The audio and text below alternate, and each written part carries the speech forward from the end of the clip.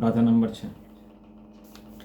नहीं है प्रमात प्रमात नहीं जो एक ज्ञायक भाव है, इस रीति शुद्ध कहाय अरु जो ज्ञात वो तो ही है, इस रीति शुद्ध कहाय अरु जो ज्ञात वो तो ही है। श्री समय जी ग्रंथ और गाथा नंबर 6 चल रही है अपनी। गाथा नंबर 6 की हमारी आचार्य रामचंद्र देव की टीका मेरे ख्याल से पूरी हो गई थी, और इसमें हम जैसे आचार्य की टीका पर चल रहे थे, और पहले के लास्ट में चल रहे थे अपन लोग हैं। समझ में आ रहा हो बराबर? कोई दिक्कत समस्या समझने में, कोई परेशानी है ना? कुछ समझना हो तो समझ लिया करो दोबारा, कोई दिक्कत वाली बात नहीं। पूछना हो पूछ लो। तो लास्ट का पैरा हमारा चल रहा था कि अन्य जो पर संयोग जनित भेद हैं वे सब भेद अशुद्ध द्रव्यार्थिक न्याय के विषय हैं। अशुद्ध द्रव्यार्थिक न्याय भी शुद्ध द्रव्य की दृष्टि में प्रयार्थी की समझना चाहिए, इसलिए व्यवहार न्याय ही है ऐसा आशय समझना चाहिए। देखो क्या है, न्यायों के दो भेद हैं, एक निश्चय न्याय और एक व्यवहार न्याय। व्यवहार न्याय के दो भेद, एक सद्भूत एक असद्भूत। सद्भूत माने सत्ता के अंदर है, असद्भूत माने सत्ता के अंदर नहीं है, किसी अपेक्षा से अपना कहा जा रहा है। सद्भूत वो तो अपना है। सद्भूत के अंदर दो भेद, एक गुण भेद एक पर्याय भेद, जिसका नाम एक का उपचरित है एक का अनुपचरित है। पर्याय को उपचार से कहते हैं और गुणों को बिना उपचार के कहते हैं।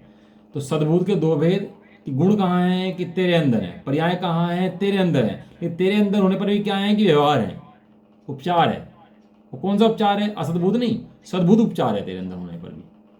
सद्भूत उपचार कहते हैं ना, तो सद्भूत उपचार है। और जो भाग्य मकान दुकान है या शरीर है ये असद्भूत है, तेरी सत्ता में ही नहीं। नयों के अंदर भी अध्यात्म भरा हुआ है। नए भी ऐसे नहीं खाली नए हैं, नयों के अंदर अध्यात्म भरा हुआ है। एक सद्भूत और एक असद्भूत। असद्भूत में बाहर के मकान दुकान कहो तो ये उपचरित, और शरीर कहो कर्म कहो तो अनुपचरित। समझ में आया? और सद्भूत के अंदर कि तेरे गुण और पर्याय, ये तो हुई व्यवहार न्याय की बात। तो निश्चय न्याय के चार भेद कौन से हैं? कि निश्चय न्याय के चार भेद हैं। कि निश्चय न्याय के चार भेद ये हैं कि निश्चय न्याय के अंदर जो तू द्रव्य है वो तो परम शुद्ध निश्चय है, इससे बड़ा कोई नहीं। तेरे से बड़ा यहाँ कोई नहीं बैठता है, सबसे ऊपर बैठता तू ही बैठता है, परम शुद्ध निश्चय है। उससे नीचे खिसको तो उससे नीचे खिसको केवल ज्ञान तेरा है। जो सम्यक दर्शन प्राप्त करता है वो तू करता है, जो मिथ्या दृष्टि है वो तू है। नीचे खिसके तो तीन कैटेगरी बन गई उसकी, एक केवल ज्ञान की, एक बढ़ती हुई शुद्धता की और एक अशुद्धता की। ये तीन कैटेगरी होगी नहीं होगी उसकी। तो इसका नाम क्या है? तीनों कैटेगरी का नाम ये हैं निश्चय न्याय के भेद तीन। एक का नाम परम शुद्ध साक्षात शुद्ध निश्चय न्याय, एक का नाम है एक देश शुद्ध निश्चय न्याय, और एक का नाम है अशुद्ध निश्चय न्याय। ऐसा न्याय क्या है? ये 8 भेद हैं। 8 भेद के अंदर एक न्याय ही जो सबसे ऊपर है का न्याय है, वो तो न्याय वास्तविक न्याय है, और नीचे के सारे व्यवहार हैं। क्योंकि उसे निश्चय न्याय तो कहा, लेकिन जब वो बड़े वाला ऊपर वाला आया तो नीचे वाला क्या बन गया? नीचे वाला निश्चय कहाँ रह गया? फिर वो तो व्यवहार हो गया है। जब ऊपर वाला न्याय आ गया तो नीचे वाले की कीमत क्या रहेगी? नीचे वाला तो खुद ही व्यवहार बन गया। अब उसे अशुद्ध शुद्ध निश्चय ने क्यों, उसे निश्चय ने क्यों कहा? व्यवहार ने की अपेक्षा निश्चय ने कहा। लेकिन जब बड़े वाला निश्चय ने आ गया तो नीचे वाला खुद ही व्यवहार बन गया। समझ आ गया नहीं आ गया न्याय का खेल क्या है? ऐसे नहीं, निश्चय ने तो नीचे की कैटेगरी है तो ऊपर ऊपर ऊपर ऊपर बड़े बड़े हैं, लेकिन सबसे बड़े की अपेक्षा सब छोटे हैं नीचे वाले। तो यहाँ कह रहे हैं शुद्ध न्याय का विषय है अन्य जो पर संयोग जनित भेद हैं वे सब भेद अशुद्ध द्रव्यार्थिक न्याय के विषय हैं। पर संयोग जनित माने पर के संयोग से, पर के हटाने से हैं।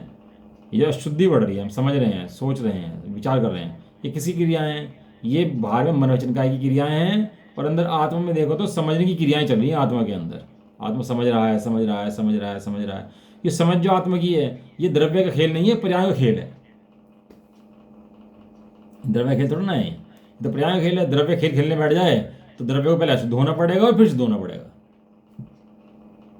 जब द्रव्य तो ऐसा शुद्ध होता नहीं है, द्रव्य खेल नहीं है, ये तो मात्र पर्याय का खेल है। तो कह रहे हैं कि ये सब भेद पर संयोग जनित हैं। केवल यानी पर संयोग जनित है कि हाँ, केवल ज्ञान के अंदर पर का संयोग क्या है कि उसके अंदर कर्मों के 6 का संयोग है। जो साक्षात शुद्ध निश्चय है ना, तो 2 नंबर का है। पहले नंबर का कौन सा है? परम शुद्ध निश्चय है। और दूसरे नंबर का कौन सा है? साक्षात शुद्ध निश्चय है। तो पहले नंबर का न्याय क्या कहता है कि द्रव्य है भैया, है तो इसमें कुछ नहीं है। और दूसरे नंबर का कहता है कि इसमें केवल ज्ञान है। चौथे नंबर का तो कहता है, चौथे नंबर का कहता है कि इसके अंदर अशुद्धता है, यही करता है, कोई और नहीं करता है।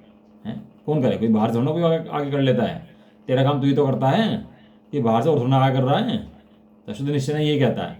लेकिन वास्तव में देखा जाए तो ये सब अशुद्ध द्रव्यार्थिक नए के विषय हैं। अब जीव क्या केवल ज्ञान की आशा करता है?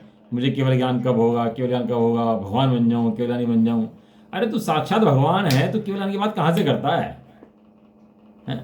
तू साक्षात भगवान है, तू कहाँ से केवल ज्ञान लेके बैठ गया? केवल ज्ञान है, बराबर है, केवल ज्ञान की पूजा भी होती है, छाया ज्ञान की पूजा भी होती है, वो सब बराबर है। लेकिन दृष्टि में यदि उसे उपाधि मान ले तो मिथ्या दृष्टि हो जाता है। यदि उस केवल ज्ञान की दृष्टि में उपाधि कर ले, क्यों भाई? समझ आ रहा है? आवाज आ रही है नहीं आ रही? आ रही है। समझ में आ रहा है? भारी पड़ रहा? नहीं बारी में समझ में तो आ 1 साल हो गया द्रव्य संग्रह पढ़ लिया आपने, तो अपने आप तो परेशान होगा बिल्कुल। अब तो चने खा लिया आपने, तो हलवा है तो अब तो सब चने है। क्या केवल ज्ञान की पर्याय की दृष्टि भी दृष्टि के अंदर उपादेय नहीं है, और दृष्टि के अंदर उस केवल ज्ञान को उपादेय कर ले तो मिथ्या दृष्टि हो जाता है, तो सम्यक दृष्टि नहीं रह पाता।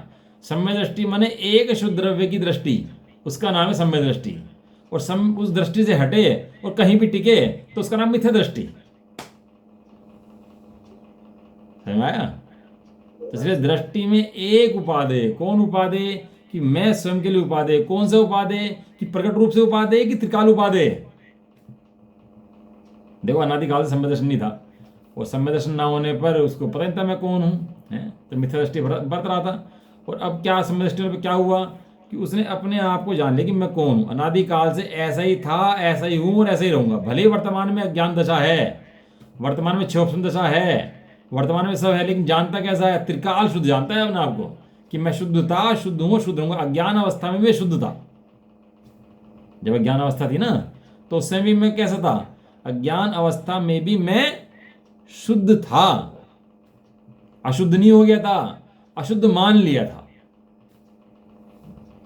ये सब भेद जो हैं ये अशुद्ध द्रव्यार्थिक नय के विषय हैं।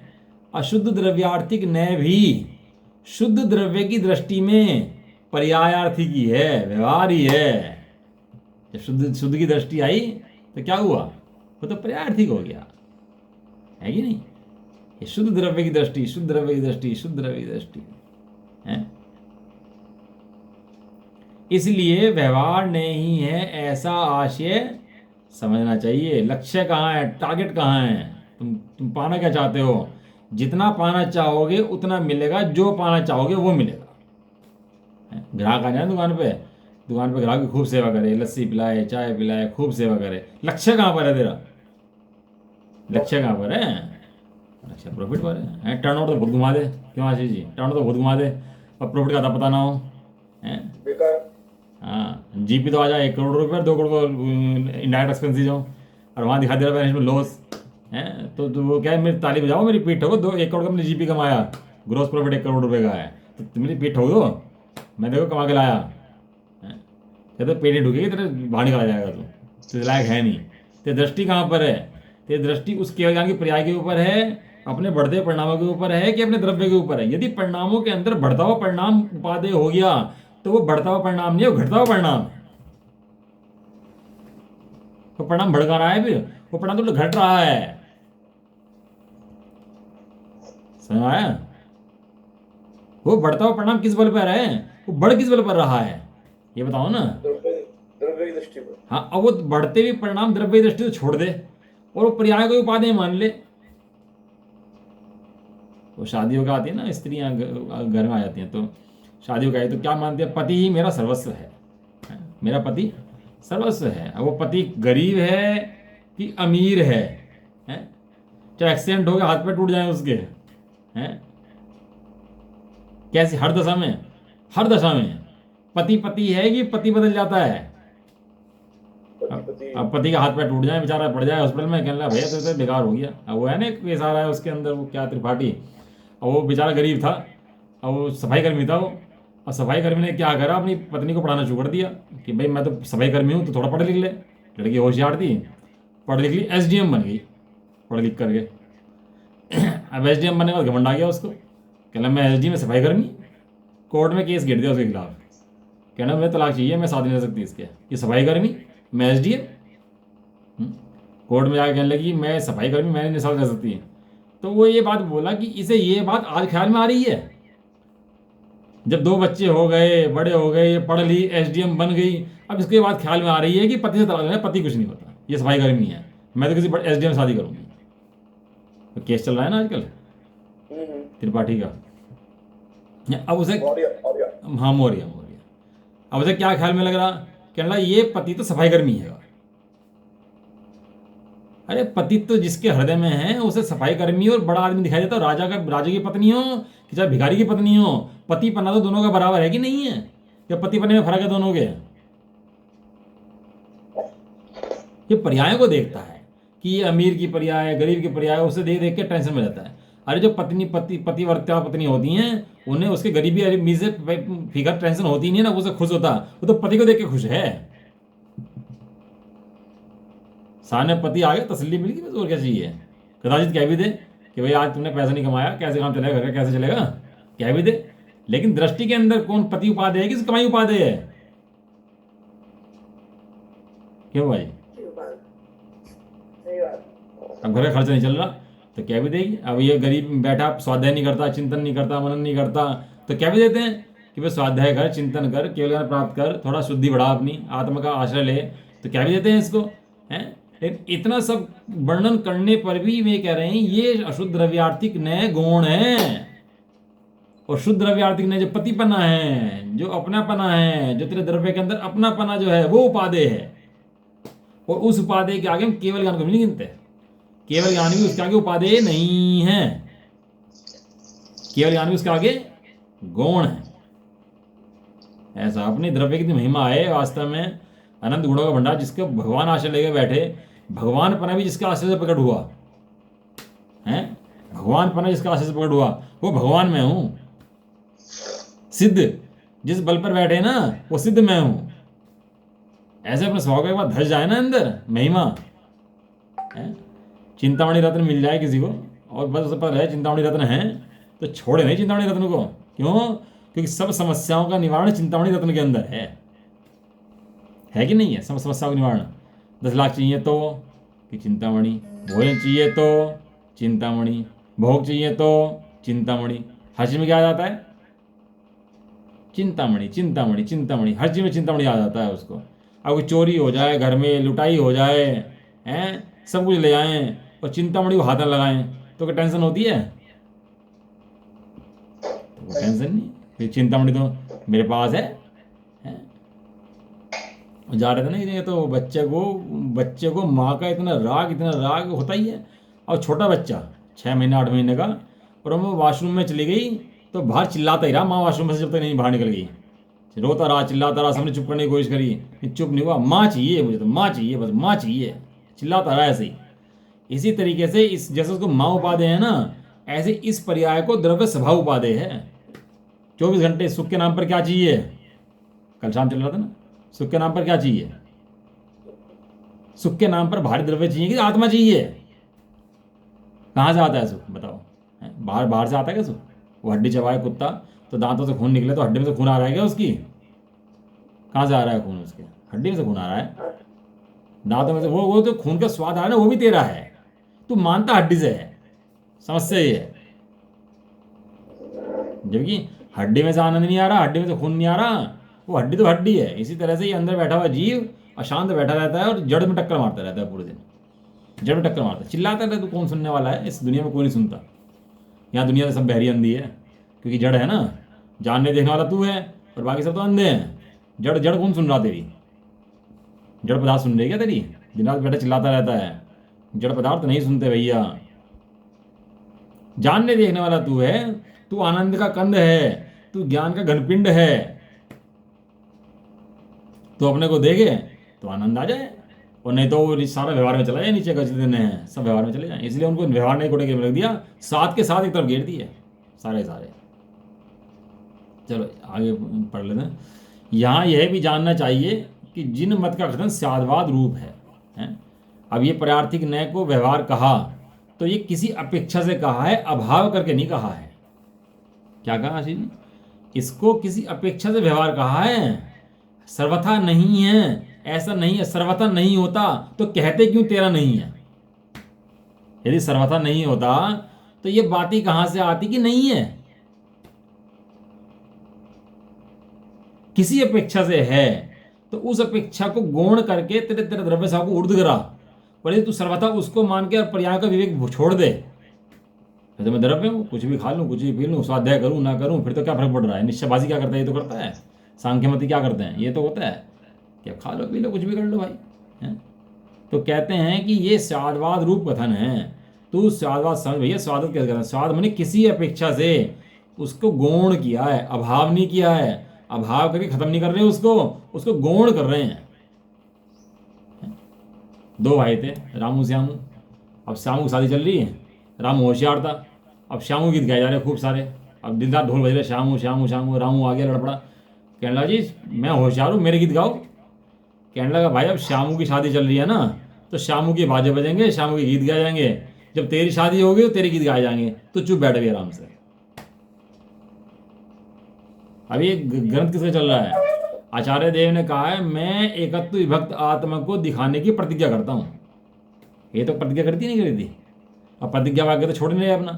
तो प्रतिज्ञा वाक्य क्या कह रहे हैं कि जो परम शुद्ध निश्चय का विषय ज्ञायक है वो तू है, और नीचे का सब व्यवहार है। तो यह भी जानना चाहिए कि जिन मथन का कथन स्वादवाद रूप है। इसलिए पढ़ो आशीष जी आगे पूरा पैरा पढ़ दो। अशुद्ध नय को सर्वथा असत्यार्थ न माना जाए, क्योंकि शादवाद प्रमाण से शुद्धता और अशुद्धता दोनों वस्तु के धर्म हैं, और वस्तु धर्म वस्तु का सत्व है। अंतर मात्र इतना ही है कि अशुद्धता पर द्रव्य के संयोग से होती है। अशुद्ध नय को यहाँ हे कहा है क्योंकि अशुद्ध नय का विषय संसार है, और संसार में आत्मा क्लेश भोगता है। जब दुख पर द्रव्य से भिन्न होता है तब संसार छूटता है और क्लेश दूर होता है। इस प्रकार दुख मिटाने के लिए शुद्ध नय का उपदेश प्रधान है। अशुद्ध नय को असत्यार्थ कहने से यह न समझना चाहिए कि आकाश के फूल की भांति वह वस्तु धर्म सर्वथा ही नहीं है। ऐसा सर्वथा एकांत समझने से मिथ्यात्व होता है। इसलिए शादवाद की शरण लेकर शुद्ध नय का अवलंबन लेना चाहिए। स्वरूप की प्राप्ति होने के बाद शुद्ध नय का भी अवलंबन नहीं रहता। जो वस्तु स्वरूप है वह है, यह प्रमाण दृष्टि है, उसका पद वितरागता है। इस प्रकार निश्चय करना योग्य है। देखो क्या है कि जैसे है ना, ये बिजली जल रही है यहाँ पर घर में, लाइट जल रही है, तो लाइट आ कहाँ से रही है? लाइट कहाँ से आ रही है? जो पावर हाउस है वहाँ से लाइट आ रही है। और कितनी लाइटें जल रही हैं? कि बहुत सारी लाइटें जल रही हैं। तो जो लाइटें जल रही हैं, जब तक द्रव्य के अंदर अनंत गुण हैं, इतने अनंत लाइटें हैं और जल रही है, वो एक समय की पर्याय है? वो एक समय की पर्याय है। तो करता क्या है कि एक समय की पर्याय कीमत तो करता है? और जो पावर हाउस जहाँ जा रहा है उसकी कीमत नहीं करता, जहाँ से वो आ रही है। एक समय की लाइट को पकड़ता है, एक समय की लाइट को पकड़ता है, एक समय की लाइट को पकड़ता है। और जो पावर हाउस है उसकी जानकारी नहीं है कि कहाँ से आ रही है। इस तरह एक समय के इंद्रिय के सुख को पकड़ता है। जीव तो अनंत गुण है ना, अनंत गुणों का भंडार है। तो अनंत गुणों का भंडार होने के बाद अनंत गुणों का भंडार तो पड़ता नहीं है, उस गुणों में भी एक समय की पर्याय को पकड़ता है, वो भी एक आधे गुण की पर्याय को पकड़ता है। तो इसका नाम है अनंतानुबंधी। अनंत गुण संपन्न आत्मा की दृष्टि ना करना, अनंत गुण संपन्न आत्मा का विराध ना करना। दृष्टि ना करना माने विराध ना करना उसकी। क्यों भाई? 1 रुपए में कितने पैसे हैं? 1 रुपए नोट में कितने पैसे हैं? 100 पैसे। 100 पैसे। 100 पैसे में 1 पैसा है कि नहीं है? बिल्कुल है। और 1 पैसे का कितना हिस्सा है उसके अंदर?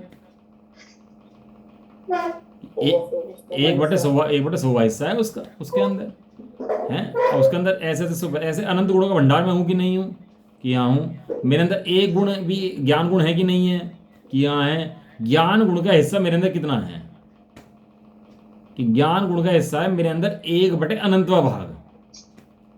कितना हिस्सा है मेरे अंदर, 1/अनंतवा भाग मेरे अंदर। और जो उसकी पर्याय कितनी है, भूतकाल की, वर्तमान की और भविष्य की। कितनी पर्याय है उसके अंदर त्रिकाल में, अनंत अनंत पर्याय है। तो उसके अंदर एक पर्याय का हिस्सा कितना हुआ, नेग्लिजिबल हो गया। 1/अनंत, अनंतवा भाग है। 1/अनंत और 1/अनंत, तो कितना हिस्सा आया उसका, बहुत छोटा था। और उसको पकड़ता है विभाग, पर्याय को पकड़ता है एक समय की, और उससे अपने को सुखी मानता है, दुखी मानता है, त्रिकाल को भूलता है अपने। इसका नाम है अनंतानुबंधी। अपने अनंत स्वभाव की विराधना और एक समय को ऊर्ध करना, इसका नाम अनंतानुबंधी। अपने स्वभाव की विराधना करना है, इसको अनंतानुबंधी कहते हैं। अनंतानुबंधी की ओर से नहीं आती, अपने स्वरूप की विराधना करता है दिन रात बैठ के, दिन रात स्वरूप की लड़ाई करता है अपने, इसका नाम अनंतानुबंधी है। और अपने अनंत गुण संपन्न स्वरूप को जान करके, पहचान करके उसमें रमणता कर ले, तो अनंत गुणों को एक साथ पिया है बैठ के। पूरा अनुभव में, जैसा अनुभव में सिद्ध को आता है, वैसे ही अनुभव में सम्यक दृष्टि को आता है। मात्र क्वांटिटी का फर्क है, क्वालिटी वही है। सिद्धों की जाति भी सुख की वही है, और सम्यक दृष्टि चौथे गुण स्थानवर्ती की जाति भी वही है। इसको भी अनंत आनंद आ जाता है, अनंत आनंद हट जाता है, और उनको भी अनंत आनंद आ रहा है। दोनों की सुख की जाति एक बराबर है, दोनों में फर्क नहीं है। देखो क्या है कि ये बाहर में क्रियाएं करनी, छोड़नी, त्याग करनी, तो ये तो असद्भुत व्यवहार ने है। लेकिन वास्तव में सद्भुत व्यवहार ने ज़्यादा अपनी पर्यायों के में अपने आप को देखना, ये सद्भुत व्यवहार ने है। और वास्तव में वो होता किस बल से है, वो जो शुद्धात्मा बैठा है उस बल से होता है। वो शुद्धात्मा हो तो वो बढ़ेगा कैसे, बढ़ ही नहीं सकता, बल ही नहीं पकड़ सकता ऐसा। तो अशुद्ध नय को सर्वथा सत्यार्थ न माना जाए। अशुद्ध नय को सर्वथा सत्यार्थ न माना जाए, सर्वथा सत्यार्थ न माना जाए। असत्यार्थ तो माना जाए, सर्वथा न माना जाए, किसी अपेक्षा से माना जाए। देख रहे आशीष जी बल कहाँ पड़ रहा। तुम देखो शब्दों को तोड़ोगे ना, इनको समझोगे तो बहुत माल निकल आएगा शब्दों के अंदर। सही में शब्द के अंदर मोक्ष मार्ग है। सर्वथा सत्यार्थ न माना जाए, असत्यार्थ तो वो है लेकिन सर्वथा नहीं है। देखो लिखा है सत्यार्थ नहीं है, सत्यार्थ नहीं है, व्यवहार ने भी है, तुम कुछ कहते हो, अरे सर्वथा तो लिखा हुआ है भैया। सर्वथा सत्यार्थ न माना जाए, क्योंकि स्यादवाद रूप प्रमाण से शुद्धता और अशुद्धता दोनों वस्तु के धर्म हैं, और वस्तु धर्म वस्तु का सत्व है। स्यादवाद प्रमाण से देखो क्या है, श्रद्धा के अंदर होता है एकांत, और ज्ञान के अंदर होता है प्रमाण। श्रद्धा के अंदर प्रमाण घुसा दोगे तो श्रद्धा मिथ्यात्व, और ज्ञान के अंदर एकांत घुसा दोगे तो ज्ञान मिथ्यात्व। नहीं समझ में आया आशीष जी, समझ में आया आंटी। श्रद्धा के अंदर होता है एकांत, और ज्ञान के अंदर होता है प्रमाण अनेकांत है। और श्रद्धा के अंदर अनेकांत लगा दोगे और ज्ञान के अंदर एकांत लगा दोगे तो सारा काम उल्टा हो जाएगा। इसका हो जाएगा मिथ्यात्व। क्या होता है ये, ज्ञान के अंदर पूरे वस्तु का ज्ञान है, शुद्धता का भी और अशुद्धता का भी, दोनों ज्ञान है कि नहीं है, कि मैं अशुद्धि का भी, और मैं कितना शुद्ध हूँ, कहाँ पहुँच गया, मोक्ष मार्ग कैसा है, क्या होगा, रंतु की पूजा कैसे करनी, पूरा ज्ञान के अंदर है कि नहीं है। ज्ञान के अंदर पूरा है, पूरा मोक्ष मार्ग ज्ञान के अंदर है। लेकिन श्रद्धा के अंदर क्या है कि मैं शुद्ध अखंड द्रव्य हूं, ये श्रद्धा के अंदर है। यदि श्रद्धा के अंदर उसे उपाधि मान लेना मोक्ष मार्ग को, तो मोक्ष मार्ग नहीं संसार मार्ग है।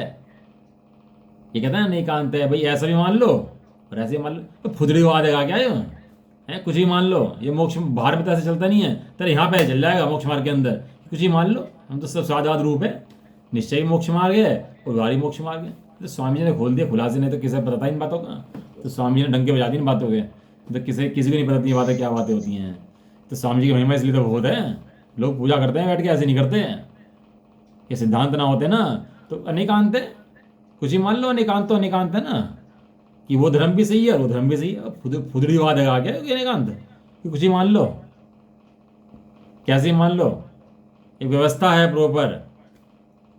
ये पता नहीं स्वामी जी कहाँ से पीछे से पड़ गए थे, क्या करा, बता दी ये बातें कि ज्ञान के अंदर अनेकांत और श्रद्धा के अंदर एकांत, इसका नाम है अनेकांत, इसका नाम है धर्म, इसका नाम है स्यादवाद। तो कहीं भी कुछ भी लगा दे तो ऐसा नहीं घटेगा भैया। राम खाते में पैसे करेगा, राम के पैसे जमा होंगे, और श्याम करेगा, श्याम के खाते में पैसे जमा होंगे। ऐसा नहीं राम के श्याम के खाते में और श्याम के राम के खाते में। श्रद्धा का खाता श्रद्धा का खाता है, ज्ञान का खाता ज्ञान का खाता है। ज्ञान के पैसे श्रद्धा में जमा नहीं होंगे, श्रद्धा के पैसे ज्ञान में जमा नहीं होंगे। दोनों के काम अलग अलग हैं, गुण अलग अलग हैं, लक्षण अलग अलग हैं दोनों के। दोनों वस्तु के धर्म हैं स्यादवाद प्रमाण। प्रमाण माने ज्ञान, सम्यक ज्ञानम प्रमाणम। और ज्ञान प्रमाण है तो ज्ञान के अंदर प्रमाण है और श्रद्धा के अंदर नय है। श्रद्धा के अंदर एक नय है, परम शुद्ध निश्चय है। दोनों वस्तु के धर्म है। और वस्तु धर्म समय हो जाता है। वस्तु धर्म वस्तु का सत्व है। अंतर मात्र इतना है कि अशुद्धता पर द्रव्य के संयोग से आती है। समझ की बात इतनी कि श्रद्धान की और ज्ञान की, ज्ञान में पूरी व्यवस्था ना पता हो मोक्ष मार्ग की तो वो मोक्ष मार्ग की नहीं है। और श्रद्धा के अंदर उसका मूलभूत विषय ना हो तो श्रद्धा नहीं है। तो कहते हैं कि पर द्रव्य के संयोग से अशुद्धता आती है। बताओ भाई स्कंद के कितने भेद हैं? याद कराए थे? बताओ स्कंद के कितने भेद हैं?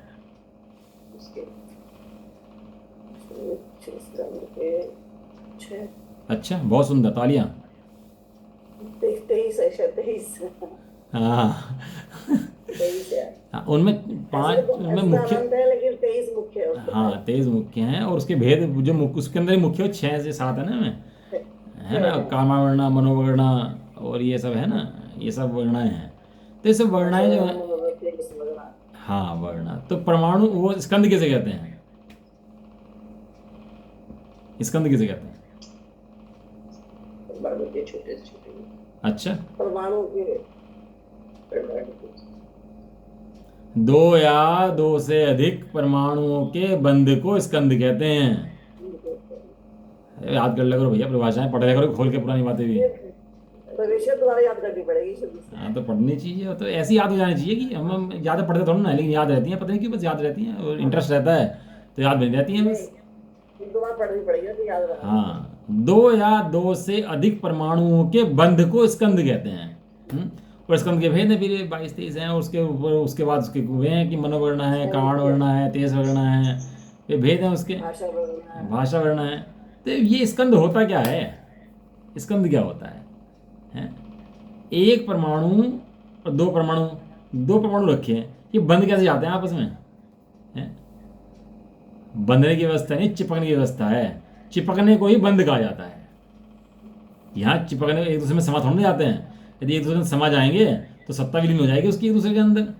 वो सत्ता तो अपने धारण करके रखता है ना, उसके गुणों का परिणाम चेंज हो जाता है। 2 या उसमें है 2 विषम और विषम, वो बताएंगे व्यवस्था किस दिन। वो गुण रूप परिणाम कर जाता है दूसरे के। एक परमाणु दूसरे गुण रूप परिणाम कर जाता है तो उसको कहते हैं बंध। वो उस रूप हो जाता है, अपना स्वभाव छोड़ करके दूसरे रूप हो जाता है, उसका नाम है बंध। तो बंध जाते हैं। लेकिन बंधने के कार्य में दोनों रहते तो भिन्न ही है। बंधने की व्यवस्था किस किस के अंदर है? जीव के अंदर है, पुत्र के अंदर है। बाकी द्रव्य तो स्वतंत्र रहते हैं, उनकी पर्याय तो शुद्ध रहती हैं। धर्म द्रव्य हो धर्म द्रव्य हो, आकाश द्रव्य हो काल द्रव्य हो, सब शुद्ध रहते हैं। बंधने की व्यवस्था किसके अंदर है? बंधने की व्यवस्था 2 द्रव्यों के अंदर है, केवल जीव के अंदर, पुद्गल के अंदर। पुद्गल पुद्गल से बनता है, और जीव से नहीं बनता, जीव भी पुद्गल से बनता है। तो जीव पुद्गल जीव को कैसे बांध लेता है? थोड़ा मैंने प्रश्न उठाया ना कि पुद्गल जीव को कैसे बांध लेता है, कि जैसे जीव पुद्गल को जानता है, जान सकता है ना, इस तरह पुद्गल जीव को बांध सकता है। इतनी व्यवस्था है, पुद्गल के अंदर भी शक्ति है। लेकिन स्कंद कैसे हो जाता है कि अपने स्वभाव को छोड़कर पर रूप होता है, होने की कोशिश करता है, इसलिए उसको बंध कहते हैं। बंध है सो विकार है, सो विभाव है, स्वभाव नहीं है। तो जीव कहाँ से बनता है? कि जीव पुद्गलों से नहीं बनता, जीव अपने रागादिक परिणाम से बनता है। क्या करता है पुद्गल के अंदर? राग करता है, बैठ के राग करता है। तो उस राग से, राग के बंध का करता है। पुद्गल परमाणु के बंध का करता जीव नहीं है। पुद्गल परमाणु से बनते हैं, जीव उनसे नहीं बनता, और वे जीव से नहीं बनते। मात्र एक क्षेत्रावकाश संबंध है। एक होता है तन्मय संबंध, एक होता है एक क्षेत्रावकाश संबंध। जीव अपने पर्याय में तन्मय है, रागादिक अशुद्ध परिणामों में तन्मय है, उसका कर्ता जीव को कहते हैं पर्याय दृष्टि से, अशुद्ध न्याय से। लेकिन उन पुद्गल प्रमाणों का कर्ता तो व्यवहार न्याय से भी नहीं है। समझ नहीं आ रहा? तो भारी हो गया, विषय दोबारा सुन लेना इसको आज हैं। और जीव पुद्गलों का कर्ता नहीं है। जीव करे तो राग करे, बाकी कुछ करने की व्यवस्था जीव के पास नहीं है, हैं? अशुद्धता पर द्रव्य के संयोग से आती है, दो द्रव्य के संयोग से आती है। इधर पुद्गल का उदय, इधर जीव का राग, दो द्रव्य मिले तो अशुद्धता आई। वास्तविक मूल वस्तु में कोई अशुद्धता नहीं होती। मूल वस्तु जो है ना, वो परमाणु ले लो, चाहे शुद्ध जीव ले लो, उनके अंदर तो अशुद्धता नहीं है। तो अशुद्धता आई कहाँ से है? कि अशुद्धता है, नहीं होते तो बात क्यों करते? फिर हम छठी खाता पढ़ क्यों रहे होते और समझ क्यों रहे होते? यदि अशुद्धता नहीं होती तो अशुद्धता तो है, लेकिन कहाँ है बराबर समझना चाहिए। अशुद्धता पर्यायों के अंदर है, वर्तमान एक समय की है, त्रिकाल नहीं है। त्रिकाल कौन है? कि द्रव्य का स्वभाव त्रिकाल है। जिसका खाता जहाँ वहाँ खताना चाहिए। यदि गलत खाते खत जाएंगे तो कहीं का कहीं ट्राई मिल जाएगा, पहुंच जाएगा, फिर मिल नहीं पाएगा। तो अशुद्धता जो है पर द्रव्य के संयोग से आती है। अशुद्ध नय को यहाँ हे कहा है क्योंकि अशुद्ध नय का विषय संसार है। तू अशुद्ध नय को उपाधि मानता है, तो अशुद्ध नय है तो सही, है तो सही, है तो सही, ये बार बार कह रहे कि भाई अशुद्ध नय सत्यार्थ है, भूतार्थ है, अशुद्ध नय का विषय संसार है और संसार में आत्मा क्लेश भोगता है। जब तक शुद्ध नय के विषय को नहीं जानकर नहीं उसका वो करता ना प्रयास, तब तक क्या करता है? संसार में भटकता रहता है। लिख तो रहे हैं? और संसार में आत्मा क्लेश भोगता है। दिन रात क्या हो रहा? क्लेश हो रहा, क्या आनंद हो रहा? पर्याय में बैठ के देखो, इसी समय पर्याय में अनंत दुख है और द्रव्य में अनंत सुख है। अभी बैठे बैठे है कि नहीं है? अभी हम द्रव्य बैठे, अभी द्रव्य आनंद का घरपिंड है। आनंद आनंद आनंद, इतना आनंद की चिंता में भरा पड़ा है आनंद, और इसमें पर्याय में जाए तो अनंत दुख है। इसे कहते हैं भैया पर्याय दृष्टि को छोड़, कहीं से तो लाना नहीं है, कुछ करना नहीं है, तू अपने द्रव्य की दृष्टि कर मात्र। इसी में आनंद का केंद्र कहाँ है, आनंद का केंद्र कहाँ है, उसे देख। संसार आत्मा क्लेश भोगता है। जब स्वयं पर द्रव्य से भिन्न होता है तब संसार छूटता है और क्लेश दूर होता है। ये सब व्यवहारिक उपदेश हैं, ये शुद्धने के विषय नहीं है। परद्रव्य से भिन्न होता है माने परद्रव्य से पुद्गल से भिन्न नहीं होता। जो परद्रव्य के निमित्त से अपने परिणाम रागादिक हैं उनसे भिन्न होता है। उनसे भिन्न होता है तो कहाँ बैठता है? कि अपने द्रव्य स्वभाव पर बैठता है। अपने द्रव्य स्वभाव पर बैठने को ही परद्रव्य से भिन्न कहा है। समझ में आया? व्यवहारिक की भाषा है ना। परद्रव्य से भिन्न होता है तब संसार छूटता है, क्लेश दूर होता है। इन्हें खोल के पढ़ लिया करो दिन में 4-5 बार बातों को, क्या मेरे हित की बात आई इसके अंदर। इस प्रकार दुख मिटाने के लिए शुद्ध न्याय का उपदेश प्रधान है। इतने करेंगे, आज समय भी हो गया है। क्या कह रहे? इस प्रकार अशुद्ध न्याय का क्या पढ़ा था? इस प्रकार दुख मिटाने के लिए, हाँ, इस पर दुख मिटाने के लिए शुद्ध न्याय का उपदेश क्या है? प्रधान है। इतनी बढ़िया बात है। शुद्ध न्याय का उपदेश ना सुने और व्यवहार न्याय को ही उपादेय मानता रहे तो उसके मोक्ष मार्ग में मिथ्या का ताला पड़ा हुआ है। वो चाबी भूल गया है, वो खो गई चाबी उसकी है। और यहाँ जो सब ये है ना, जो शुद्ध न्याय का उपदेश सुनता है उस चाबी हाथ लग गई उसके मोक्ष मार्ग की, और समझ गया कहना सारी व्यवस्थाएं चलती कैसे हैं, भक्ति कहाँ से आती है, विनय कहाँ से आती है, तीर्थ यात्रा कहाँ से आती हैं। शुद्धात्मा के आराधक करते हैं। वो सोनागिरी से सिद्ध गए तो सोनागिरी पूजा होने लगी।